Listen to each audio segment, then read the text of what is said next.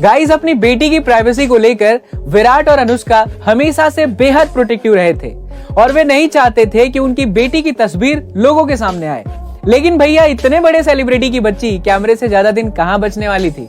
और ऐसा ही कुछ हुआ साउथ अफ्रीका के केपटाउन में, जहां भारत और साउथ अफ्रीका के क्रिकेट मैच के दौरान अनुष्का के साथ जैसे ही उनकी बेटी वामिका ने पापा विराट को चीयर करने के लिए ताली बजाई, तो कैमरामैन ने तुरंत अपना कैमरा वामिका की ओर कर दिया और वामिका को कैमरे में कैद कर लिया। जिसके बाद तो क्या ही था, जिसके बाद ये फोटो सोशल मीडिया पर आग की तरह फैल गई। गाइस, क्या आपने भी इन वायरल फोटोज को देखा है? हमें कमेंट सेक्शन में जरूर बताइएगा। और ऐसे ही अमेजिंग इंटरेस्टिंग वीडियोस के लिए लाइक, शेयर और सब्सक्राइब करना ना भूलें। मिलते हैं अगले वीडियो में। 1970 में नेस्ले कंपनी ने जापान में कॉफी बेचना शुरू किया, लेकिन तब वो अपने इस बिजनेस में बुरी तरह असफल हुए। वजह ये थी कि जापान के कल्चर में लोग चाय को बहुत पसंद किया करते थे, इसलिए वो कॉफी के स्वाद से जुड़ नहीं पा रहे थे। लेकिन इसके बाद नेस्ले ने कुछ ऐसा किया कि जापान का पूरा कल्चर ही बदल दिया। दरअसल नेस्ले ने कॉफी फ्लेवर की एक कैंडी लॉन्च की, जिसके कारण जापानी लोगों को कॉफी के टेस्ट की आदत लग गई, जिसके बाद कॉफी पूरी तरह से जापान के कल्चर का हिस्सा बन गई। और आज 50 साल के बाद जापान हर साल कॉफी पर 1.5 लाख करोड़ खर्च करता है और इस तरह जापान में सबसे बड़ी कॉफी कंपनी नेस्ले बन गई। अब हमारे YouTube के वीडियोस YouTube से भी पहले देखें हमारी A2 ऐप पर, लिंक डिस्क्रिप्शन बॉक्स में गिवन है, डाउनलोड राइट नाउ। गाइस, क्या आप घर पे ही रहकर ऑनलाइन पढ़ाकर पैसा कमाना चाहते हैं? मगर सवाल ये है कि कौन सी कंपनी है जो घर बैठकर ऑनलाइन कमाने का मौका देगी? उसमें अप्लाई कैसे करें? घर से पढ़ाया कैसे जाता है और उससे हम कितना पैसा कमा सकते हैं? तो इन्हीं सवालों का जवाब देने के लिए हम लेकर आ रहे हैं एक डिजिटल कोर्स जिसका नाम है how to teach online and earn money, जिसमें आपको सीखने को मिलेगा कि ऑनलाइन पढ़ाते कैसे हैं, उसकी बारीकियां भी हम आपको सिखाएंगे और साथ ही साथ आप में से 10 बेस्ट परफॉर्मर्स को मिलेगा ऑनलाइन टीच करने का मौका हमारी तरफ से। तो देर किस बात की, आज ही A2 ऐप पर इस कोर्स में एनरोलमेंट लीजिए। गाइस, अगर मैं आपसे कहूं कि खेलने की उम्र में 2 बच्चे करोड़पति बन गए तो शायद आपको यकीन नहीं होगा, लेकिन चेन्नई में रहने वाले श्रवण और संजय ने इस बात को सच कर दिखाया है। जी हाँ गाइस, इंडिया के सबसे छोटे एंटरप्रेन्योर बन चुके श्रवण और संजय ने साल 2012 में एक डिजाइन डायमेंशन ऐप लॉन्च किया था। तब ये दोनों महज 7वीं क्लास और 8वीं क्लास के स्टूडेंट थे, लेकिन आज 10 साल बाद इन दोनों ने मिलकर 11 ऐप डेवलप की हैं, जिससे उनकी कंपनी गो डिजाइन की सालाना कमाई 120 करोड़ रुपए हो गई है। गाइस, इन दोनों भाइयों ने यह साबित कर दिया है कि जज्बा हो तो कुछ भी चीज नामुमकिन नहीं है। ऐसी अमेजिंग मोटिवेशन वीडियोस के लिए शेयर, सब्सक्राइब एंड लाइक। मिलता है अगली वीडियो में। तो भारत सरकार ने इस साल 4 हस्तियों को पद्म विभूषण पुरस्कार से सम्मानित किया है, जिनमें भारत के पहले chief of defence staff Shri general Bipin Rawat sir हैं, पूर्व मुख्यमंत्री कल्याण सिंह, गीता प्रेस गोरखपुर के चेयरमैन राधे श्याम खेमका और साथ ही शास्त्रीय गायिका प्रभा आत्रे भी शामिल हैं। वहीं 17 हस्तियों को पद्म भूषण से सम्मानित किया गया, जिनमें गूगल के सीईओ सुंदर पिचाई, माइक्रोसॉफ्ट के सीईओ सत्या नाडेला और कोरोना वैक्सीन बनाने वाली सीरम इंस्टीट्यूट के मालिक साइरस पूनावाला भी शामिल हैं। इसके साथ ही 107 हस्तियों को पद्मश्री सम्मान से भी सम्मानित किया गया, जिनमें Olympic gold medalist Neeraj Chopra का नाम भी शामिल है। आपको क्या लगता है, इनमें से आपके आइडल कौन है? हमें कमेंट सेक्शन में जरूर बताइएगा। और ऐसे ही अमेजिंग इंफॉर्मेटिव वीडियोस के लिए लाइक, शेयर और सब्सक्राइब करना बिल्कुल ना भूलें। मिलते हैं अगले वीडियो में। एक बात है, हाँ पैसा है, सब कुछ है, लेकिन है ना एक चीज है कि शांति नहीं है, ठीक है? तो हाँ, ये social media it's a kind of भसड़, ठीक है? पर मैं आपसे कहूंगा कि ये एक ना सर्टेन, इसके लिए पागल मत हो जाना। तो आपको ध्यान रखना, हम लोग है ना अमृत्य नहीं है। अमृत्य मतलब क्या बोलते हैं, हमारी मृत्यु तय है। तो मैं सबसे कहना चाहता हूँ कि अगर जो सोशल मीडिया पे आना चाहता है, इसमें एक पागलबंदी है। लोग ऐसा सोचते हैं कि यही दुनिया है, यही जिंदगी है, जबकि ये फेक दुनिया है एक्चुअल में। तो एक सर्टेन पीरियड ऑफ टाइम के लिए आप अपने आप को आजमाओ, जितना पैसा कमाना है कमाओ, उसके बाद इसके लिए पागल मत हो जाना। मैंने भी अपने लिए डिसाइड किया है कि एक पर्टिकुलर टाइम एज के बाद मैं इसे छोड़ दूंगा, फिर मैं दूसरों को या किसी को जो भी चलाना चाहता होगा उन्हें दे दूंगा, ताकि वो लोग अपनी जर्नी को आगे कर सके। इसी वजह से मैंने वेदांतो नेट मेरी चैनल है जो मैंने वेदांतो को दे दिया। अब वो लेगेसी आगे लोग कंटिन्यू कर रहे हैं, वो लोग पढ़ा रहे हैं, अपना नाम कमा रहे हैं, बहुत सारे लोग नाम कमा रहे हैं। ऐसे एक दिन आएगा जब A2 motivation, A2 amazing side जो चैनल चल रहे हैं, 45 के बाद तो मैंने संन्यास लेना, पैसों के लिए काम नहीं करूंगा। तो इन दैट केस मैंने सोचा है कि यार ये भसड़ है, क्योंकि 70 साल की उम्र है हमारी, लास्ट 70 एवरेज उम्र है, पता नहीं 65-70 साल से ज्यादा जिएगा नहीं कोई इंडियन। तो अब यार और कितना सोशल मीडिया के भसड़ में पड़े रहेंगे, और बहुत सारे काम गाइस, दुबई के शासक शेख मोहम्मद बिन राशिद अल मखतूम ने कहीं कहा था कि एक बार मेरे दोस्त बीच पर रेत का महल बना रहे थे, पर मैं वहीं पर बीच की बजाय पानी में रेत का महल बनाने की कोशिश कर रहा था और मेरे दोस्त मुझ पर हंस रहे थे। लेकिन आज उन्हीं दोस्तों को मैं अपना पाम आइलैंड दिखाने लेकर जाता हूं, जो कि इंसानों द्वारा पानी में बनाए गए रेत के किसी अजूबे से कम नहीं है। गाइस, यहाँ सीखने लायक बात यह है कि आप जिस चीज की कल्पना करते हो, आप वो सब कुछ कर सकते हो। बस आपको जरूरत है खुद पर विश्वास रखने की। ऐसी अमेजिंग मोटिवेशनल वीडियोस के लिए शेयर, सब्सक्राइब एंड लाइक। मिलता है अगली वीडियो में। तो पाकिस्तान ने भ्रष्टाचार के मामलों में सारी हदें पार कर दी हैं।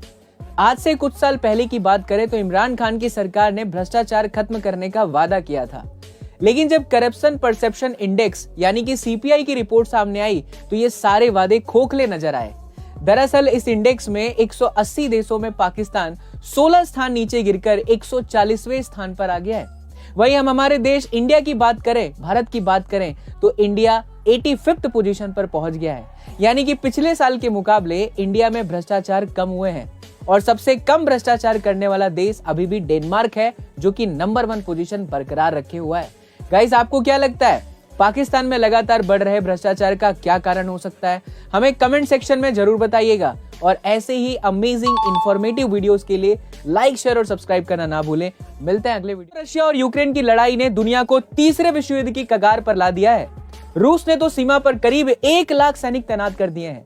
वहीं अमेरिका ने यूक्रेन की मदद के लिए करीबन 90 टन विस्फोटक यूक्रेन भी भेज दिए हैं, जो साफ तौर पर इशारा कर रहा है कि दोनों देश के बीच स्थिति बिल्कुल भी अच्छी नहीं है। वहीं यूक्रेन के मसले को लेकर अमेरिका, ब्रिटेन, यूरोप का रूस के साथ तनाव बढ़ता जा रहा है।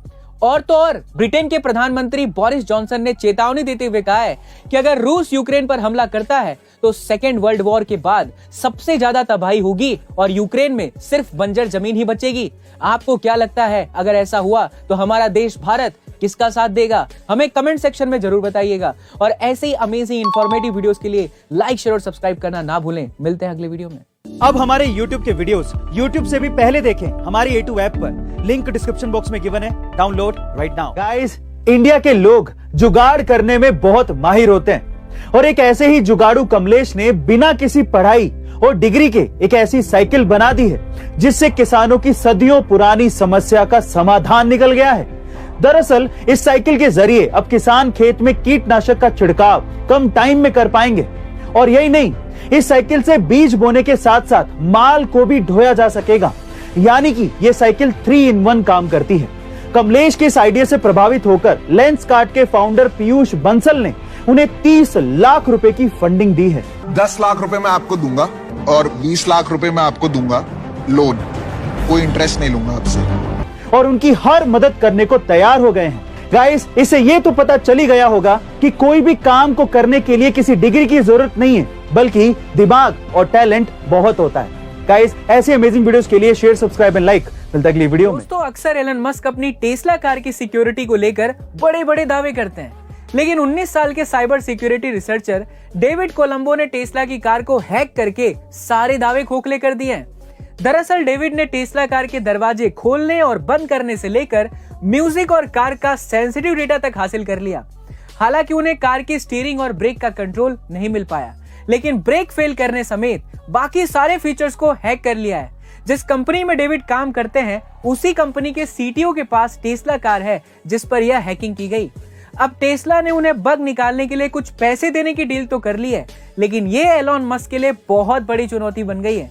इसके बारे में आप क्या सोचते हैं, आपकी क्या राय है, कमेंट सेक्शन में जरूर बताइएगा और ऐसे ही अमेजिंग इंफॉर्मेटिव वीडियोस के लिए लाइक, शेयर, सब्सक्राइब करना ना भूलें। मिलते हैं अगले वीडियो। रिपब्लिक डे और इंडिपेंडेंस डे के दिन लहराने वाला तिरंगा हमारे देश की आन बान और शान है, लेकिन क्या आपको ये पता है कि इन दोनों ही अवसरों पर तिरंगा फहराने का तरीका बिल्कुल अलग है।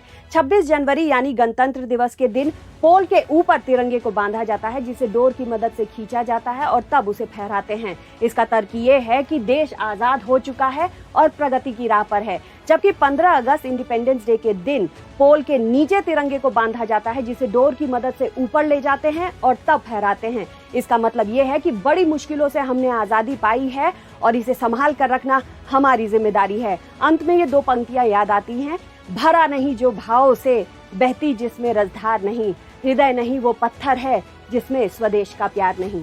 जय हिंद, जय भारत। दोस्तों, कोरोना का ओमिक्रॉन वेरिएंट पूरी दुनिया में फैला जरूर है, पर एक राहत है कि ये इतना खतरनाक नहीं है। लेकिन चीन वुहान के वैज्ञानिकों ने कोरोना वायरस के एक नए वेरिएंट नियोकोव को लेकर जो चेतावनी दी है, उससे एक बार फिर चिंताएं बढ़ गई हैं। दरअसल ये वेरिएंट दक्षिण अफ्रीका में चमगादड़ों में मिलता है और ये इतना खतरनाक है कि इसमें हर 3 मरीजों में से 1 मरीज की जान जा सकती है। लेकिन अब तक ये इंसानों में नहीं फैला है और कोई मरीज भी सामने नहीं आया है, क्योंकि ये वायरस सिर्फ जानवरों में ही देखा गया है। फिर भी इसे नजरअंदाज नहीं किया जा सकता। आप अपनी तरफ से कोविड गाइडलाइंस को फॉलो करते रहिए और ऐसे ही इंफॉर्मेटिव वीडियोस के लिए लाइक, शेयर एंड सब्सक्राइब करना ना भूलें। दोस्तों, कई लोगों को एक मारुति कार खरीदने के लिए बैंक से लोन तक लेना पड़ जाता है, लेकिन दुनिया में एक शख्स ऐसा भी है जिसके पास 1 नहीं, 10 नहीं, बल्कि 7,000 कारें हैं। जी हाँ दोस्तों, इंडोनेशिया के पास स्थित ब्रुनेई देश के प्रिंस हसनल बोलकिया के पास 7,000 लग्जरी कारें हैं। हसनल बोलकिया के कारों के कलेक्शन में 600 रोल्स रॉयस, 300 फेरारी और 574 मर्सिडीज बेंज गाड़ियां हैं। उनकी कमाई का सबसे बड़ा जरिया तेल का भंडार और प्राकृतिक गैस है। दोस्तों, क्या आप भी इससे पहले इस शख्स के बारे में जानते थे? हमें कमेंट सेक्शन में जरूर बताइएगा और ऐसे ही अमेजिंग इंफॉर्मेटिव वीडियोस के लिए लाइक, शेयर और सब्सक्राइब करना ना भूलें। मिलते हैं अगले वीडियो। कहता है कि आसमान में सुराख नहीं हो सकता, एक पत्थर तो तबीयत से उछालो यारों। कुछ ऐसा ही कर दिखाया मुंबई की शाहीना अतरवाला ने, जिन्होंने सड़कों पर सोने से लेकर मुंबई के आलीशान अपार्टमेंट में रहने तक का सफर बड़ी कठिन परिस्थितियों में पूरा किया। झुग्गी झोपड़ी में रहने वाली शाहीना के पास कंप्यूटर कोर्स तक करने के पैसे नहीं थे, इसीलिए उन्होंने अपने पिता को पैसे उधार लेने के लिए कहा ताकि वो एक कंप्यूटर कोर्स कर सकें। और यही नहीं, अपना कंप्यूटर खरीदने के लिए उन्होंने दोपहर का खाना तक छोड़ दिया और पैदल घर से जाने लगी। और जो पैसे बचते थे उससे उन्होंने एक कंप्यूटर लिया और उसके बाद शाहीना ने कभी पीछे मुड़कर नहीं देखा और आज वो दुनिया की टॉप कंपनी माइक्रोसॉफ्ट में एक डिजाइन लीडर बन गई हैं। गाइस, शाहीना ने यह बता दिया है कि परिस्थितियां चाहे कितनी भी खराब क्यों ना हो, हमें हार नहीं माननी चाहिए। ऐसे अमेजिंग वीडियोस के लिए शेयर, सब्सक्राइब एंड लाइक। मिलता है अगली वीडियो में।